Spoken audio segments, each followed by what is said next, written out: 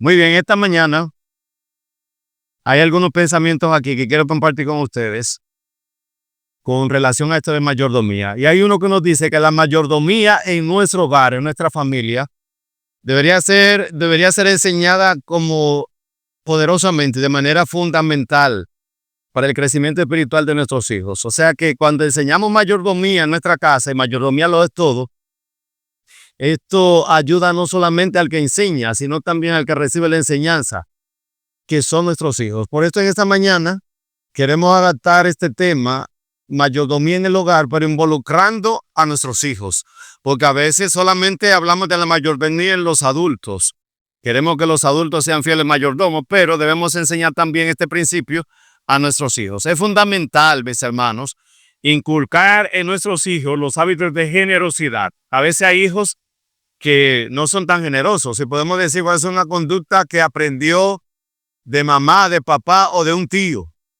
Pero deberíamos enseñarle eso a nuestros hijos, a que sean generosos, a que tengan un autocontrol. A veces los hijos no se guían por ellos mismos, sino que hay otras influencias, y siempre va a ser así, que están alrededor de ellos y no tienen ese poder o ese autodominio para hacer lo que ellos entienden, y no son dependientes ellos, sino que dependen de otras personas o de otras influencias. Ahora bien, es importante también que ellos aprendan a que deben depender totalmente de Dios. Todos nosotros, no solamente los hijos, sino debemos enseñarle a ellos que debemos depender de Dios. Recordarles que no somos dueños de nada. ¿Quién es el dueño absoluto? Dios. Dios es el dueño de todo. Así que nosotros solamente somos administradores. A veces decimos, papi o mami, el dinero mío, mi mochila, mi cuaderno, aunque parezca quizás un poco exagerado, debemos de enseñarle y nosotros también aprender que todo lo que tenemos es de Dios. Dios es el dueño de todo, del cielo, de la tierra, de lo que estamos aquí habitando en la tierra y de lo que están habitando en el cielo. Por eso es que al inicio cantamos este poderoso himno que nos dice que el mundo es de ¿quién? De mi Dios. El mundo es de mi Dios. Nosotros solamente somos administradores. Debemos también enseñarle a nuestros hijos que aprendan a manejar adecuadamente los recursos materiales y espirituales que Dios les ha dado. Y allí vemos quizás cuando un hijo tiene algún bien material, algún ahorro económico o tiene alguna posesión que es importante para ellos, e enseñarle a que deben de ser buenos administradores. A veces tenemos un dinerito ahorrado que pasa muchas veces. ¿Cuántos de los jóvenes ahorran aquí? De los jóvenes. Yo veo muchos jóvenes aquí, hoy, aquí usted ahorra, de este lado usted ahorra también, qué bueno. Eso es bueno, hacer hábitos de ahorro. Usted también ahorra, qué bueno. Pero al final, cuando usted rompe esa alcancía, recuerde que ese dinero debe de administrarlo sabiamente. Que no todo es para ir a comer helado, para ir a comer hamburguesa, para ir a tomar jugo. Es lluvia. Sino que ese dinerito hay que hacer algo más con él. Debemos ser buenos administradores de esos recursos materiales. Y esto también ayudará a que nuestros hijos tengan una visión más amplia del propósito de Dios para sus vidas. Porque Dios tiene grandes cosas para ellos. Ahora nosotros los padres debemos también inculcar a nuestros hijos los hábitos de obediencia. A veces si Mike es demasiado desobediente, yo le hablo y no me escucha. Bueno, hemos aprendido que hay que seguir hablando. Que a veces nos cansamos. Hay una parte humana, ¿verdad que sí? Pero debemos de seguir haciéndolo. Y yo pienso que aun cuando ellos se casen, cuando se vayan de nuestra casa, vamos a seguir en eso. Porque van a seguir siendo nuestros hijos siempre. ¿O no? ¿O van a dejar de ser sus hijos cuando se casen? No, enseñarle. A veces hay que decirle, bueno, usted no come la berenjena ahora, pero cuando usted se case y la dama le dé la berenjena, usted la va a encontrar buena. Pues comienza a comérsela aquí en la casa. Comienza a comérsela aquí. Porque cuando se casen y se enamoren, eso le va a parecer, mire, un manjar poderoso. Pero allá no quieren porque eso es malo, porque sabe pico en chin, por H y por R. Bueno, nuestros hijos, mis amados, necesitan también ejemplos concretos de cómo Dios provee, cómo Dios bendice. Y muchas veces ellos van a ver estos ejemplos en personajes de la Biblia. ¿Qué personaje de la Biblia a ustedes, por ejemplo a ti, usted que ahora, que un muchachito bueno y poderoso, ¿tú recuerdas un personaje de la Biblia que haya prosperado y a ti te llame la atención ese personaje? ¿Tú recuerdas alguna historia de la Biblia donde ese personaje quizás tenía una corona y tenía un cetro y que era un rey poderoso? Saúl. Bueno, le llamó la atención Saúl. Bueno, Saúl tenía posesiones y prosperó, aunque al final de la historia no fue muy buena la de él, ¿verdad? De este lado, ¿tienen ustedes un personaje bíblico que recuerden que haya sido prosperado por el Señor? Mi hermano allá, José, aún siendo un muchacho humilde, de una familia humilde y pobre, miren cómo llegó a ser el gobernador de toda una ciudad. ¿Y usted tenía a alguien, mi hermano? Ese mismo, José. José 1, José 2.5. Pero está bueno eso. Muy bien. Bueno, es bueno que nuestros hijos y jóvenes y nosotros como adultos también, recordemos que en la historia de la Biblia hay muchos personajes que prosperaron. Pero también nuestros hijos pueden ver la prosperidad en nuestros familiares. Recuerdan ustedes quizás uno de nuestros hijos, pero mi tío, mira cómo se ha esforzado y llegó a estudiar en Infotedo, y llegó a terminar un bachillerato, o llegó a ser un administrador, o se hizo abogado, se hizo médico, o mira qué buen negocio tiene mi tío o mi tía, o mi cuñado, o algún de la familia. Ellos pueden ver ejemplos en esas personas. También pueden ver ejemplos en los amigos. Pero muchas veces ese ejemplo de prosperidad en los amigos a veces no es tan bueno, porque a veces puede llegar un amiguito al colegio con un iPhone, ¿verdad que sí? Y usted, su hijo quizás no tenga ningún teléfono, tenga como yo que tengo un Samsung, un Nokia, y diga, pero yo necesito eso, y ve prosperidad en el amigo, pero no ve esa parte buena. Entonces es importante que ellos vean la prosperidad en las historias de la Biblia, en los amigos, en los familiares, pero es muy importante y es lo más recomendable que ellos vean la prosperidad en nuestra familia. Que en la familia nosotros le contemos a ellos, miren cómo éramos antes y miren cómo Dios nos ha prosperado ahora. ¿Están de acuerdo con eso? Pueden estar de acuerdo o no, pero es importante esto, que nuestros hijos y también nosotros miremos hacia atrás de vez en cuando y digamos, mira cómo yo era y mira cómo estoy ahora. Si no he prosperado, entonces pedirle al Señor que me ayude, porque los hijos del Señor tienen que ser prósperos. Y muchas veces próspero no es tener una mansión con una limusina afuera esperándonos, tener un avión, tener carros, motores. No, hay otra forma de prosperidad que más adelante yo le voy a decir y vamos a estudiarla en esta mañana. Hay algo muy importante que debemos tener en cuenta y es que Dios bendice en abundancia y más cuando hay disposición para recibir esa bendición. ¿Cuántos están dispuestos a recibir la bendición de Dios? Amén. Pues recíbela esta mañana en el nombre del Señor. Recibe esa bendición. Debemos estar preparados para recibir esa bendición, porque muchas veces no estamos preparados para recibir esa bendición. Y por eso alguien este día me decía en la iglesia, mira, dale un carguito al Monchito y tú vas a ver cómo se porta. Y eso a veces pasa, a veces estamos tranquilitos allí, quizás no tenemos tanta prosperidad y estamos quietos allí, pero desde que recibimos una bendición, allí se nos suben las alas, se nos suben las cosas a la cabeza y decimos, pero bueno, ¿y qué es lo que pasa con este hermano? ¿Él no era así antes? Bueno, pues debemos estar preparados, y no solamente nosotros estar preparados, sino preparar a nuestros hijos también para cuando reciban esa bendición, no vuelen, no se vuelvan locos, no pierdan la cabeza, porque hoy estamos en una posición y mañana podemos estar en otra.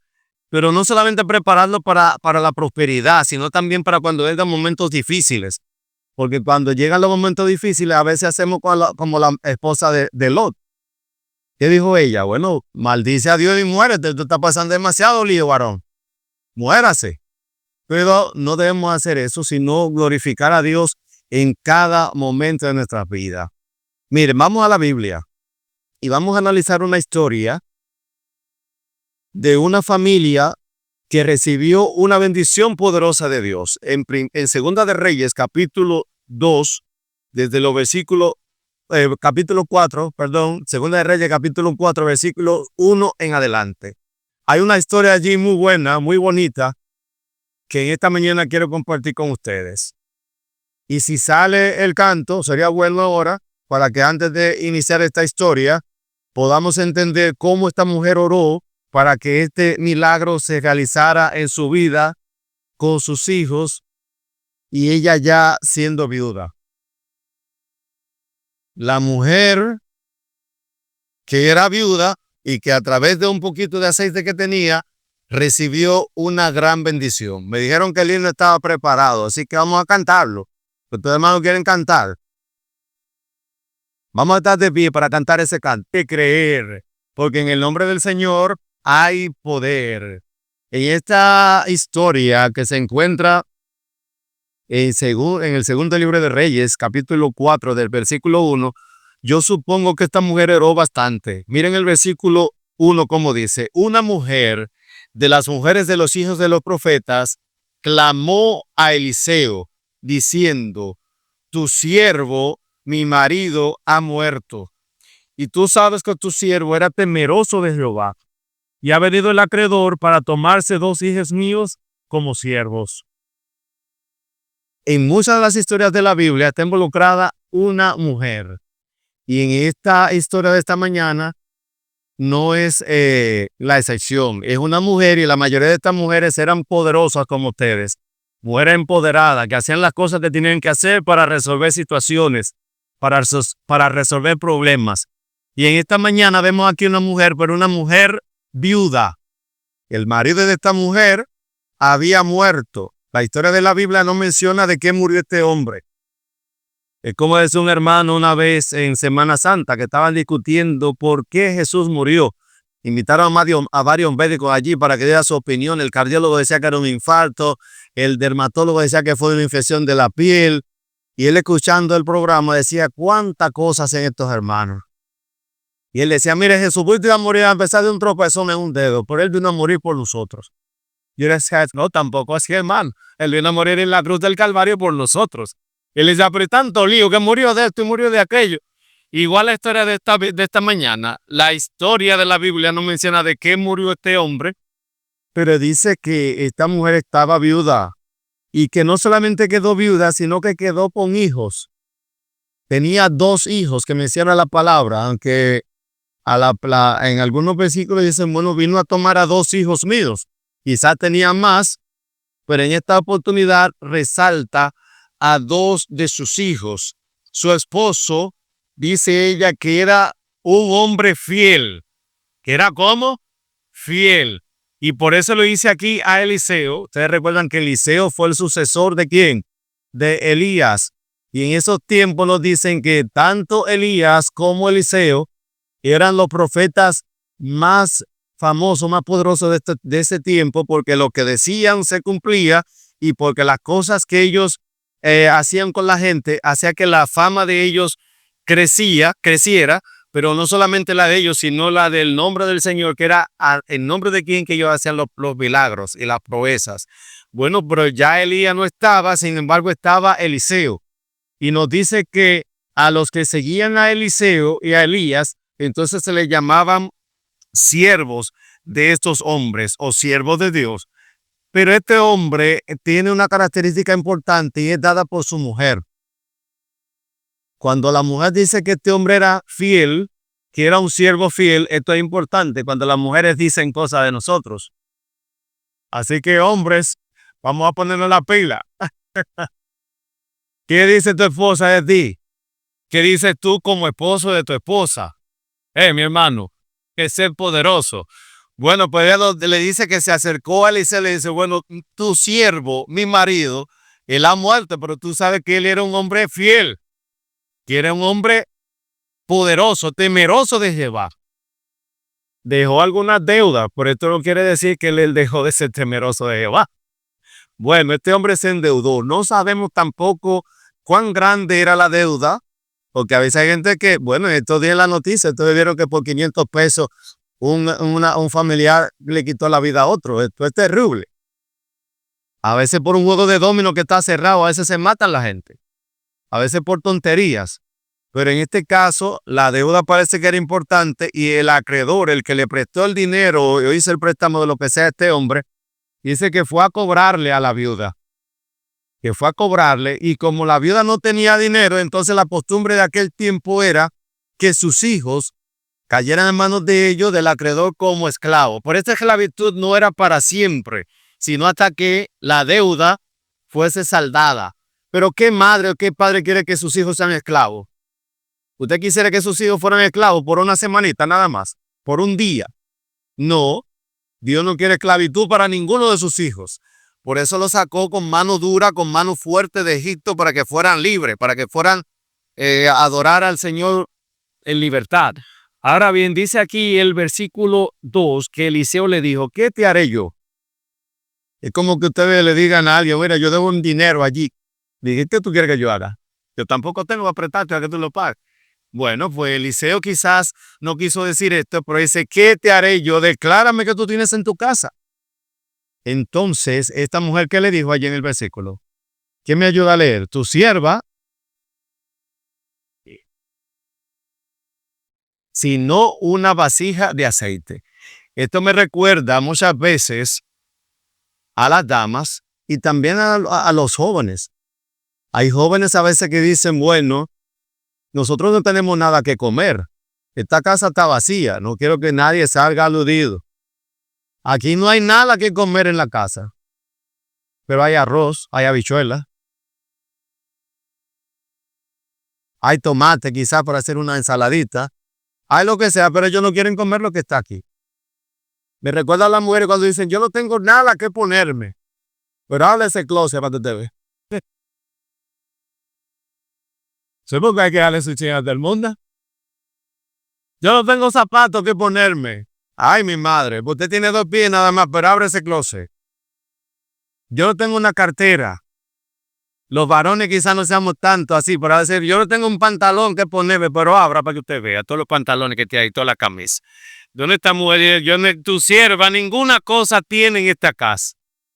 Solamente una vasija de aceite. Un poquito de aceite. ¿Saben ustedes que el aceite, tanto en este tiempo como en los tiempos de Eliseo, tenía un uso importantísimo? Y hoy día también lo tiene. Nosotros tenemos un salmo que habla, el Salmo 23, ¿recuerdan ustedes? Que habla, unge mi cabeza con aceite. Este era uno de los usos del aceite, ungir. ¿Recuerdan ustedes cuando fue este hombre a la casa de este siervo del Señor a buscar un rey? Entonces, al que yo unja con aceite, ese será el rey. ¿Y cayó sobre quién? Sobre David. Bueno, miren, en estos tiempos y en los tiempos antiguos también el aceite se utilizaba para freír. Aunque no es saludable esto hacerlo, pero miren, freír, se usaba para freír, se usaba para preparar pan. Los que me voy a meter en el día de la cocina, porque lo que hacemos bollo, lo que amasamos harina, muchas veces le echamos un poquito de aceite para que esto sea un poquito mejor, ¿verdad que sí? Ahora bien, se preparan salsas con el aceite.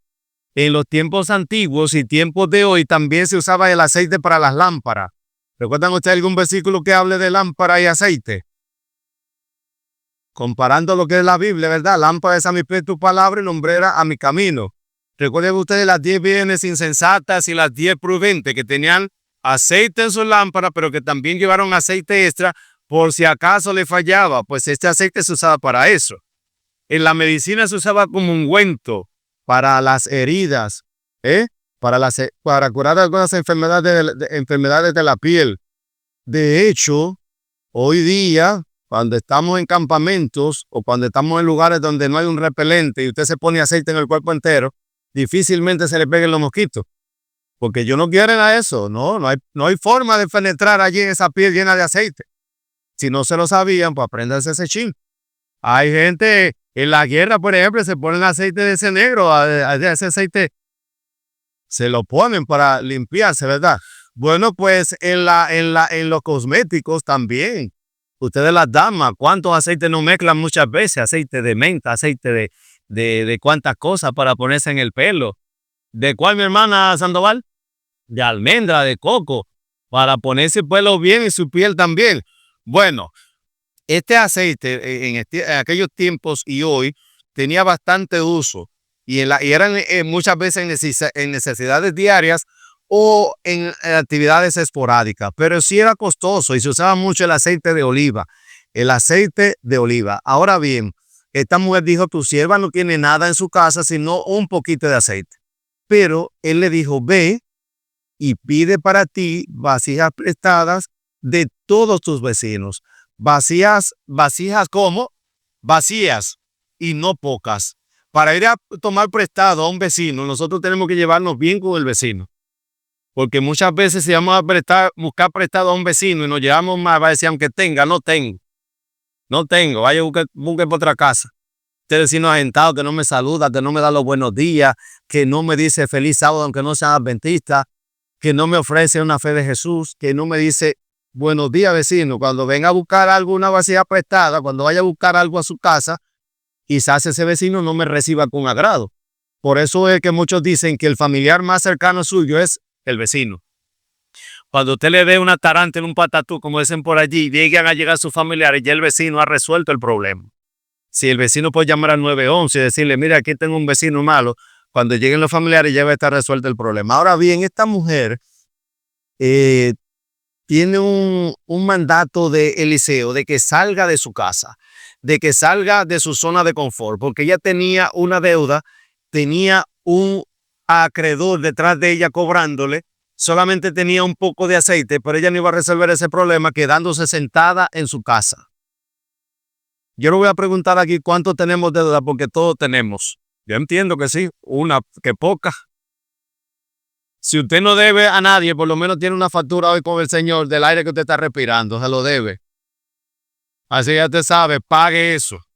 Ahora bien, muchas veces para nosotros resolver ciertas deudas, ciertos problemas, no debemos de quedarnos tranquilos en nuestra casa y sentados. Ay, yo sí debo dinero, ay, yo tengo problemas, ay, yo no tengo novia, ay, yo no tengo novio. Y quedarse sentado en su casa. Si usted no sale, si usted no hace la diligencia, no va a conseguir lo que necesita. Y Eliseo entendía esto porque esta mujer le dice, tu sierva no tiene nada aquí, lo que tiene un poquito de aceite. Bueno, pues mire, sierva, párese, levántese y vaya de su vecino, pídale vasija prestada. Y no mucha, coja mucho prestado. Pero cuando le dice que coja mucho prestado es porque él sabe que ese préstamo va a ser saldado, porque muchas veces cogemos prestado y prestada, que se preocupe el que yo le debo. No, así no. No lo tome así a pecho, no. Dice él, coge vasija prestada, vasijas vacías. Porque muchas veces decimos, vecina, préstame una vasija, pero entre la vasija póngale un chin de arroz. Póngale un poquito de lo que yo necesito y así no hago mucho el esfuerzo. No, este hombre le pidió a que hiciera esto, que se levantara y luego que se cerrara en su casa ella y sus hijos. Y que en las vasijas vacías, ¿qué hiciera? Comenzara a echar del aceite que ella tenía en la única vasija que tenía con aceite. Este mandato no solamente era para ella. De ahí es que debemos involucrar a nuestros hijos al recibir la bendición del Señor. A veces insistimos en que ellos hagan algo, se lo digo por experiencia, y es lamentable eso a veces. Y a veces nos cansamos y decimos, yo lo voy a hacer porque el muchacho no me entiende. Pero debemos de tratar de que ellos lo hagan. Debemos de motivar a nuestros hijos a que hagan la parte que a ellos les toca para recibir la bendición que vamos a recibir. Porque la bendición no va a ser para mí solo, sino para la familia completa. ¿Cuánto creen eso? Que Dios bendice en tu... Amén. Entonces yo no puedo dejar a mis hijos que estén tranquilos allí y yo correr para donde los vecinos a buscar vasijas. Ellos tienen que ir conmigo también a buscar esas vasijas y entender por qué yo voy a buscar esas vasijas, porque Dios tiene un aceite allí reservado para bendecir a la familia completa. Y de esa bendición ellos tienen que llevar también, van a llevar, tienen que trabajar esa bendición. Entonces, cuando Eliseo le dice a esta mujer que se encierre en su casa con la puerta cerrada, me llega a mi memoria este versículo que dice que cuando nosotros pedimos a nuestro Padre en secreto, Él nos compensará ¿cómo? En público. A veces no tenemos que orar en medio del parque, decir, yo si tengo una deuda grandísima, Dios mío, yo no tengo cómo pagarla, ¿cómo voy a pagar esto? No, usted se puede encerrar en su cuarto con su familia, con sus hijos en este caso, y orar a su Padre que está en el cielo. Él escuchará en secreto, pero te va a bendecir en público.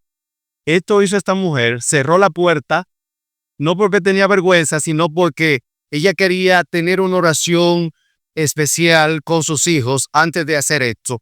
Oró sin cesar, oró en todo tiempo y Dios le dio la bendición. Ella cerró la puerta, se encerró con sus hijos y ellos le traían las vasijas.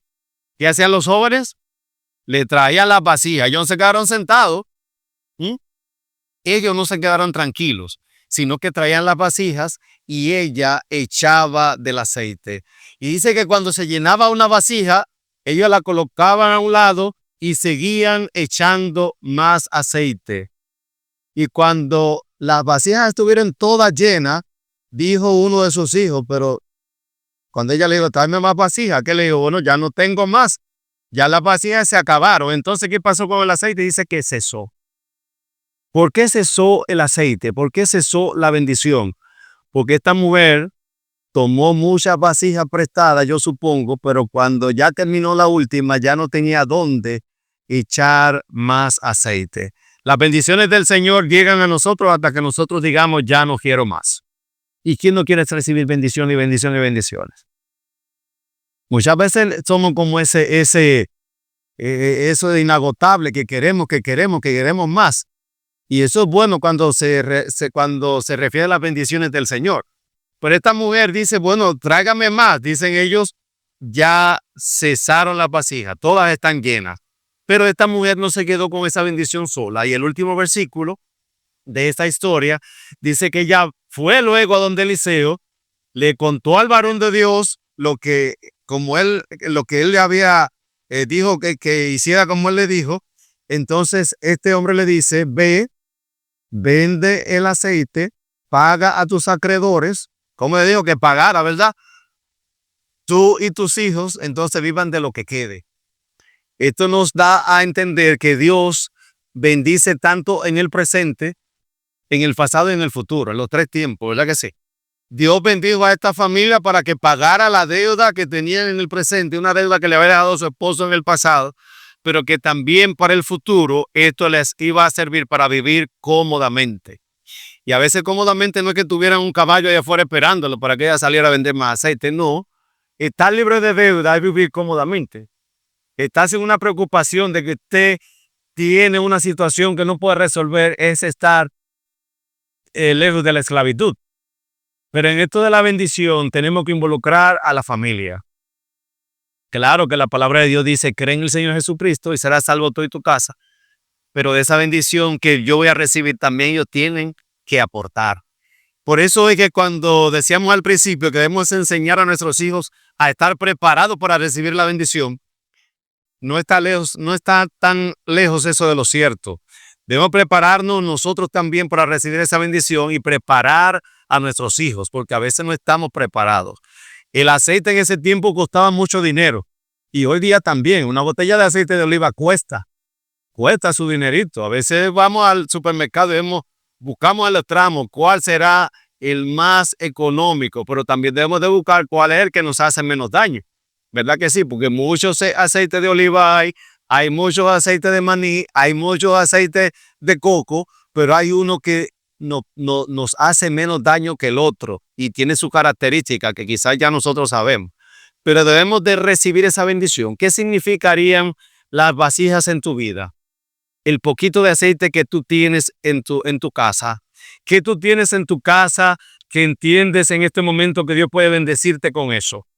Si quieres compartirlo en esta mañana, tú puedes pararte y decirme, levántame tu mano. ¿Qué tú tienes en tu casa que quiera que Dios te bendiga a través de eso que tú tienes?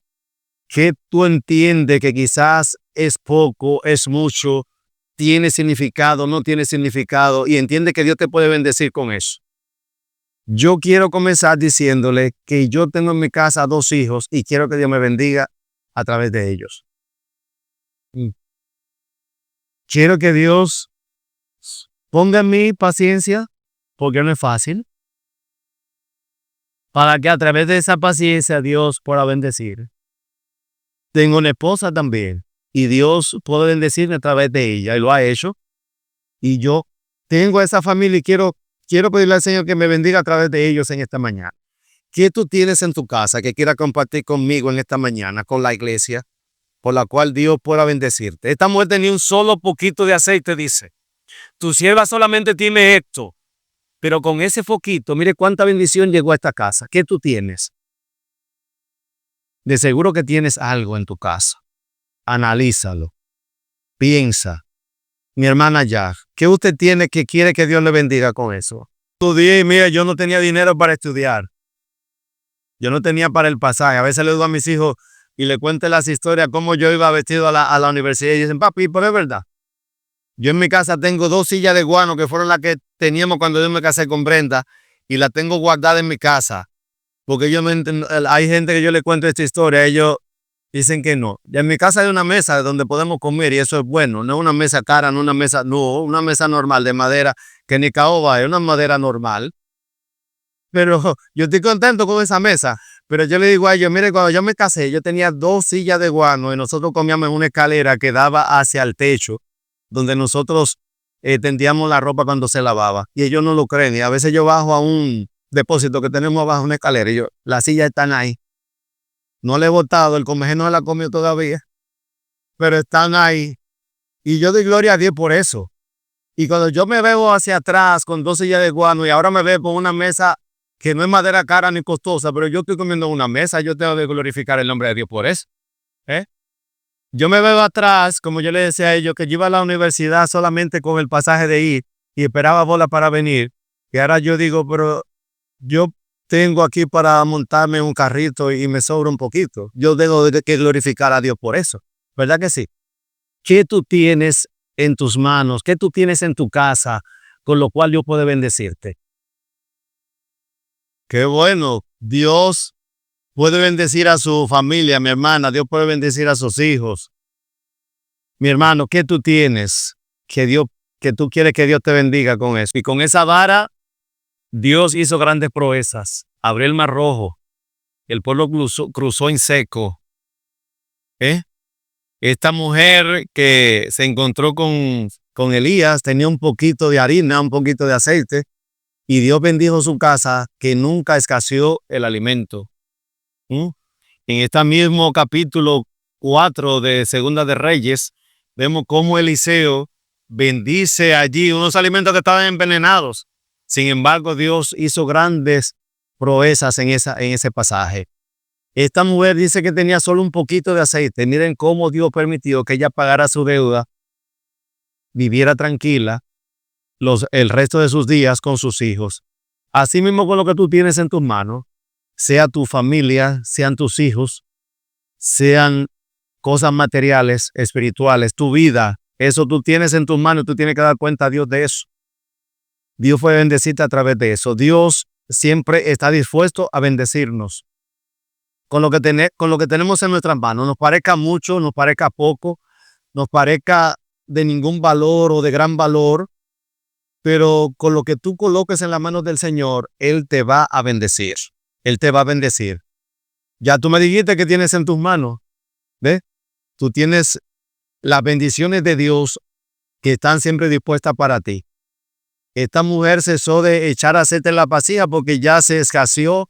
Las vasijas estaban todas llenas. Dios también puede llenar tu vida en esta mañana. Dios puede llenarte de bendiciones. Dios puede darte las cosas que tú necesitas siempre y cuando sean para tu bendición, porque a veces pedimos cosas que no nos convienen. Pero Dios siempre está dispuesto a bendecirnos. Dios siempre tiene los brazos abiertos de par en par para abrazarnos y para darnos las cosas que necesitamos, siempre y cuando sean para nuestro beneficio. Permitamos, mis hermanos, al Señor recibir esa bendición, llenar nuestras vasijas que están vacías con su Santo Espíritu. Que ese aceite maravilloso rebose en nuestros corazones y que podamos decirle a los demás cuán grande ha sido Dios con nosotros, cuán bueno ha sido Dios con nosotros. Vamos a estar de pie y vamos a cantar este himno de nuevo, ora sin cesar, porque sin la oración es imposible que lleguemos a alcanzar las cosas que queremos. Y orar es hablar con Dios, orar es relacionarnos con Dios, contarle a Dios las cosas que nos aquejan, las cosas que nos preocupan, y hablar con Él como un amigo, ¿eh? Como un amigo. Yo entiendo que esta mujer oró bastante, que oró suficiente. Nosotros también oremos por la cosa que necesitamos, por la cosa que entendemos que Dios puede bendecirnos. Ore por esa mata de aguacate, ore por sus hijos, ore por eso que usted necesita y Dios va a suplir. Amén. Solo tenemos que creer. Esta mujer creyó que sus hijos no iban a ser esclavos. Por eso pidió a un siervo de Dios que le diera las pautas a seguir para ella conseguir cómo pagar esa deuda. Tú puedes ser ese siervo de Dios en tu barrio. Tú puedes ser ese siervo de Dios en tu escuela, en tu trabajo, que los demás te pidan orientación y te digan qué debo hacer para guiarme de una manera correcta. Y tú puedes ser ese Eliseo de este tiempo. Tú puedes ser ese Jesús. Las manos de Jesús son las tuyas, los pies de Jesús son los tuyos y los míos. Entonces vamos a poner con fe a trabajar eso. Que cuando otros pidan sugerencias a mí, yo diga, haz esto en el nombre del Señor y con fe lo vas a lograr. Vamos a orar en esta mañana y vamos a pedirle al Señor que nos libere de cualquier esclavitud que tengamos en esta hora. Confía y Dios lo hará. Querido Padre, en esta mañana estamos contentos, agradecidos porque tú has estado con nosotros y seguirá con nosotros al lugar donde nos dirijamos ahora. Sea nuestra casa, sea el lugar de un hermano, sea a compartir la palabra. En esta mañana estamos contentos y agradecidos porque entendemos que las cadenas que pueden atarnos, sea enfermedad, sea bienes materiales que necesitamos, bendiciones espirituales, tú estás dispuesto a suplirla. Gracias porque sabemos que adoramos a un Dios vivo, a un Dios que escucha, a un Dios que está dispuesto a suplir nuestras necesidades. Y esta mañana colocamos en tus manos esta iglesia, Señor. Bendícela. Suple sus necesidades físicas, espirituales, y permite que tu Espíritu Santo esté con nosotros de una manera tan especial que podamos sentir tu presencia, Señor, y que entendamos que con la oración, a través de la oración, los muros pueden caer, que a través de la oración tú puedes liberarnos, tú puedes suplir.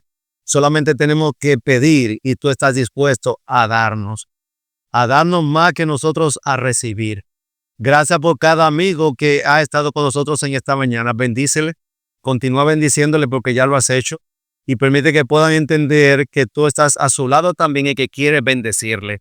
Gracias por cada hermano que estuvo en su casa por razón de salud o por cualquier otra situación. Bendícelo donde están, suple sus necesidades de salud física, espiritual y permite, Dios, que ellos puedan sentir tu mano poderosa también supliendo esas necesidades.